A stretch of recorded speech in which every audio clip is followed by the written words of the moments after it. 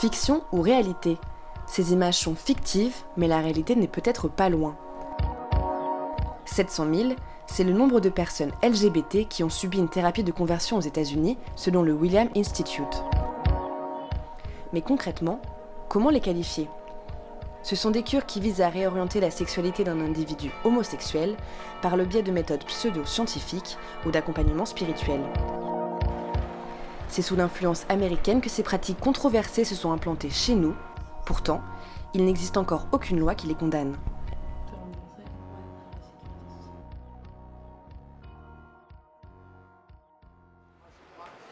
Après avoir fait quelques recherches et pour mieux comprendre leur mode de fonctionnement, nous sommes allés à la rencontre d'une victime de ces thérapies de conversion. Notre enquête débute avec celle que nous appellerons Caroline, qui souhaite préserver son anonymat. À 14 ans, ses parents découvrent son homosexualité. 2 jours plus tard, elle se retrouve sur le fauteuil d'une psychiatre à la déontologie douteuse. Elle a employé le vocabulaire médical, elle a dit « ça se soigne ». Elle m'a prescrit une analyse sanguine parce que elle disait que si je suis lesbienne, c'est que j'ai un taux d'hormones masculines forcément élevé. Le verdict est posé, Caroline est malade, il faut la soigner. Dans le secret du cabinet, l'adolescente subit alors des traitements pseudo-scientifiques, dont la prise d'hormones féminisantes. C'était censé faire reprendre le dessus sur le féminin et donc par conséquent me faire aimer les hommes. Là, je me suis sentie en quelque sorte violée. Elle essayait d'évaluer mon niveau de féminité et de masculinité. Elle m'avait demandé de changer une ampoule parce qu'elle m'a dit si tu réussis à changer l'ampoule, c'est que tu es masculine et je comprendrai que tu sois attirée par les femmes. Pendant 2 ans, à raison d'1 à 2 séances par semaine, Caroline devra endurer ses sessions de guérison et faire face à la pression de la praticienne. Un peu plus de thérapie te suffira à comprendre que tu es en réalité attirée par les hommes et tu es juste troublée à cause de problèmes familiaux, etc. Caroline plonge alors dans un profond mal-être et devient la proie d'une psychiatre aux antipodes de ses attentes. Qu'elle ne soit pas si intrusive, qu'elle ait conscience du fait qu'elle avait en face d'elle une personne de 14 ans. Finalement, j'ai commencé moi-même à être très mal dans ma peau, alors que jusque-là, j'acceptais totalement ma propre homosexualité. Depuis sa majorité, Caroline s'est libérée de cette emprise et apprend à accepter la personne qu'elle est, un cas peut-être loin d'être isolé. Nous continuons nos recherches. Après plusieurs témoignages sur ce même type de pratique improbable, le nom d'un psychiatre ressort. Nous décidons de le contacter. C'est votre première consultation ? Oui, absolument. Vous prenez la carte vitale ?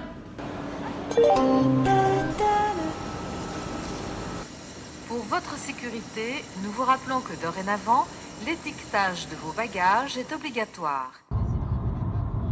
Quelques jours plus tard, direction Bordeaux. Notre journaliste se rend à quelques kilomètres du centre-ville. En caméra cachée, elle se fait passer pour une jeune femme qui a du mal à vivre son homosexualité. Au bout de quelques minutes, la conversation prend une tournure désarmante. Je sais pas comment faire pour me poser les bonnes questions. Et vous avez des garçons gays autour de vous ? Oui, ouais. Et eux, il y en a qui sont un peu comme vous. Et lui, il chercherait un arrangement avec une fille qui aurait le même problème pour faire un couple un peu bizarre. Ensemble, ils donneraient l'image, puis séparément, ils pourraient être même abstinents entre eux. Mais une sorte de conformisme, pas social, parce que la société l'autorise, mais familial. Ce qui vous permettrait ou d'être abstinente dans votre couple, ou abstinente dans votre vie. Et au moins, vous êtes socialement, vous respectez un code, vous trouvez le code, mais par contre, dans votre couple, c'est authentique. Au fond, c'est de l'amour, puisque vous vous aidez à vivre. Et je pense que c'est ça que vous devez faire. Oui. C'est donnez-vous le droit d'imaginer quelque chose d'extraordinairement intéressant et intelligent pour vous. Nous ressortons de cette séance un peu déconcertés. Pour mieux comprendre les séquelles liées à ces thérapies, retour en région parisienne.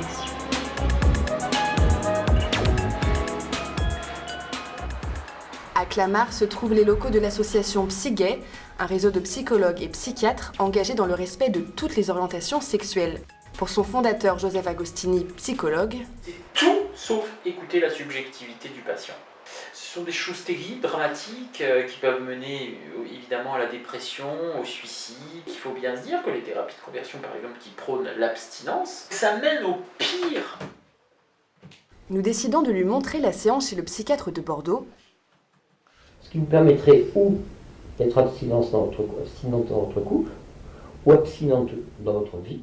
Sa réaction est sans appel.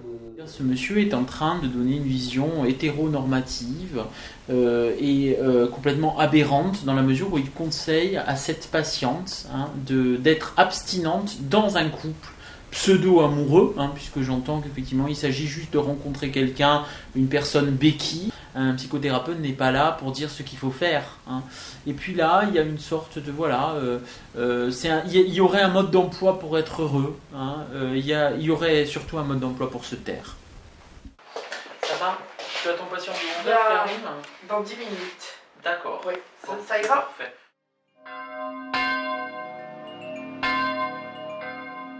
Si ces thérapies existent dans le secret des cabinets, elles se tiendraient également sur les bancs des églises. Au fil de l'enquête, un youtubeur, Kyle Rise, attire notre attention. Il publie en août 2018 une vidéo intitulée « Torturé par mes parents à cause de mon homosexualité ». Ce sont des personnes qui sont très religieuses. Tout a commencé, je dois avoir 7 ou 8 ans. Ma mère, elle m'a surpris en train d'embrasser un garçon. Mes parents, ils m'ont emmené voir énormément de pasteurs. Nous prenons contact avec lui, le rendez-vous est fixé. Celui qui s'appelle en réalité Thomas vient d'une famille très croyante. À 7 ans, tout bascule. Son frère, à gauche, dénonce son homosexualité à ses parents. Sa mère décide alors de l'emmener voir un pasteur. Il m'a regardé et m'a dit « Toi, t'as le démon d'homosexualité en toi ». Donc tout de suite, tous les regards se tournaient sur moi, j'étais très mal à l'aise. Et il m'a dit de venir, donc je me suis mis debout devant tout le monde. Et il m'a déshabillé. Il m'a mis nu, mais nu et j'avais pas le droit de cacher mon sexe. C'était horrible, ça. Il m'a mis nu et ils ont commencé tous à prier, etc. Et ils se sont fait passer du sel ou peut-être du riz ou j'en sais rien. Ils se sont amusés à me le jeter dessus sur moi. Moi j'étais là. Une thérapie de conversion qui ira jusqu'à l'exorcisme. Ils sont mis autour de moi, commençaient à prier, ouvrir la Bible, à me jeter de l'eau bénite dessus. Jusqu'à ce qu'un homme il se mette à prier. Et il appuie fort sur ma tête, et là je tombe avec la chaise, et là il commence à croire qu'il y a une réaction, etc. Et suite à ça, ils ont dit bon ça y est, c'est fini. À ce moment, je pleurais. Je pleurais parce que pour moi j'étais arrivé au bout, genre c'était le bout du supportable. C'était un moment, qu'est-ce qu'on va me faire? On va me tuer, on va m'enfermer, on va m'emmener en Afrique, qu'est-ce qu'ils allaient faire de moi? Thomas a développé une large communauté grâce à sa chaîne YouTube. Il se sert de son expérience pour conseiller d'autres personnes vivant mal leur homosexualité. Et voilà, je suis une fille de 16 ans et moi aussi je suis homosexuel. Et j'ai vraiment peur de l'annoncer à mes parents parce qu'eux aussi ils sont super religieux. Et je n'ai pas forcément envie que toute l'église le sache, y compris pour moi, car je sais que c'est peine perdue. Ce n'est pas un esprit, je suis comme ça. Mon homosexualité fait partie de moi. Je pourrais attendre mon indépendance financière, mais je pense que je vais craquer avant, car toutes les remarques que j'entends à longueur de journée me font mal. Malgré ses douleurs passées, le jeune homme reste pour autant croyant. Loin de sa sphère familiale, il apprend à réconcilier sa foi et sa sexualité.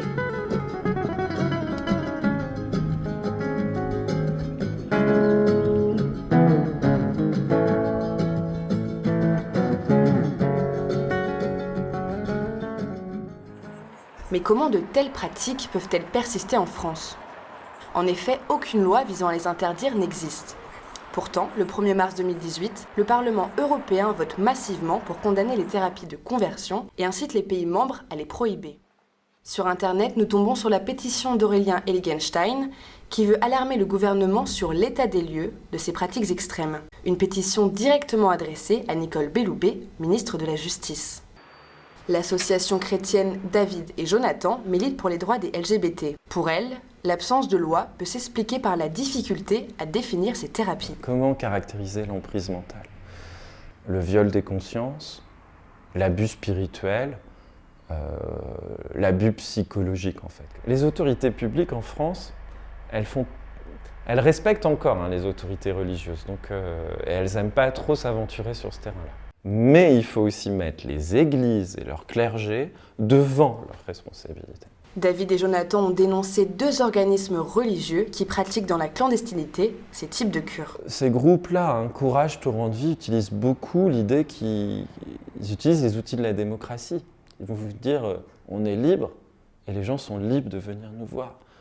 Ils sont complètement opposés à l'idée qu'il y a de la dérive, de l'abus spirituel ou du sectaire dans ce qu'ils proposent. Pour vérifier l'existence de ces groupuscules, nous tapons « Guérir l'homosexualité » dans notre barre de recherche. Dès la première page, un site douteux apparaît et nous permet d'échanger sous le profil de Charlotte, homosexuelle tiraillée entre sa foi et sa sexualité, avec l'abbé Guy Pagès. Très vite, il tient des propos choquants. Ce n'est malheureusement pas très étonnant. Toute la société pousse les âmes à pécher, y compris par l'homosexualité qui voue à l'enfer les âmes qui s'y livrent. L'abbé nous met en relation avec Françoise, accompagnatrice et membre de l'une des associations les plus extrêmes vis-à-vis de l'homosexualité, Torrent de Vie. Un rendez-vous sur Skype est organisé. La femme de 54 ans revient sur son cheminement à Torrent de Vie pour changer son orientation sexuelle et nous explique son rôle au sein de l'organisation religieuse. Bonsoir. Bonjour Charlotte. Bonsoir, enchantée. Vous allez bien? Comment? Vous allez bien? Oui, je vais bien. Après 20 minutes de conversation, Françoise devient de plus en plus directe et l'étau commence à se resserrer autour de Charlotte. Toute première fois que je me suis fait aider, c'était en 1990. Mais il n'y avait pas toutes les aides qu'il y a à l'heure actuelle. L'identité homosexuelle, c'est une identité que l'on se fabrique parce que la vie fait qu'à un moment donné, on va la choisir. Et c'est là où on va comprendre avec tout un programme, tout un cheminement, comment ça se fait, quels sont les ancrages qui se sont créés à un moment donné dans notre vie. J'ai eu l'occasion d'accompagner plusieurs jeunes femmes qui sont aujourd'hui mariées. La dernière, elle est en train je pense qu'elle doit être à son 6e mois. Ce qui est toujours un petit peu délicat dans ce genre de démarche, c'est que on fait très attention par rapport à nos parents. Tu vois, le sentiment amoureux, là, tu le diriges pas vers la bonne personne. Ensemble, on va le diriger vers le Seigneur. Comment tu veux? Tu veux qu'on prenne un autre rendez-vous? Tu veux faire comment, là? Proposition acceptée. Nous partons donc en direction de Toulouse, où Françoise nous attend. Elle nous donne rendez-vous sur la mythique place du Capitole. Notre thérapie de conversion cachée sous le nom de cheminement commence ici et est censée durer 1 an. Nous décidons de suivre cette entrevue en caméra discrète. Tu as jamais fait de thérapie? Non, j'ai vu sur le site. Là, toutes les villes, oui. Ils sont vraiment bien, ils sont partout. Oui, c'est bien répandu parce que je pense que c'est un véritable besoin.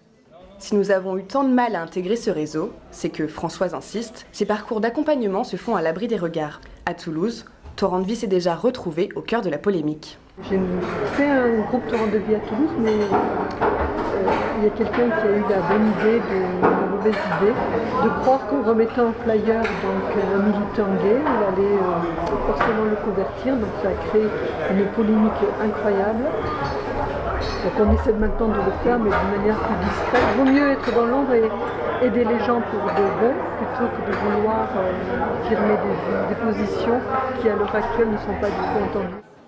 Françoise aborde l'étape incontournable de notre cheminement, le stage d'été. Une session d'1 semaine qui promet de nous délivrer de nos démons pour la modique somme de 380 €. C'est fait en faisant justement le séminaire cet été, ça te permettra de voir, peut-être de repérer des points sur lesquels il faudra travailler. Une fois la confiance instaurée, Torrent de Vie nous ouvre ses portes. Donc je vais parler de toi, il serait ok pour faire un bout de chemin avec toi. Si tu étais ok, que ça te convenait, etc., tu peux avoir un suivi avec Caroline, parce qu'elle s'appelle Caroline, avec moi sur la problématique de l'homosexualité.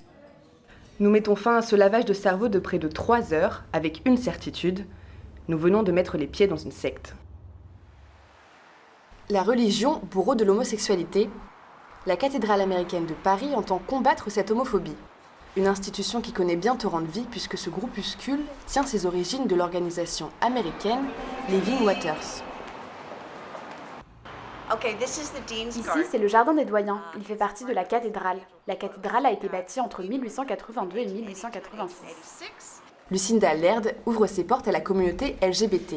C'est ici qu'elle a célébré de nombreux mariages homosexuels. Nous lui faisons découvrir les photos que l'on trouve sur internet sous le hashtag #exgay. Les thérapies de conversion sont pour moi un scandale et un déshonneur. Je pense que c'est nuisible et extrême. Je comprends, je pense, que si l'on pense vraiment que l'homosexualité est un choix, une maladie et une perversion, on peut essayer d'être changé. Mais je ne pense vraiment pas qu'on puisse changer l'orientation sexuelle de base d'une personne.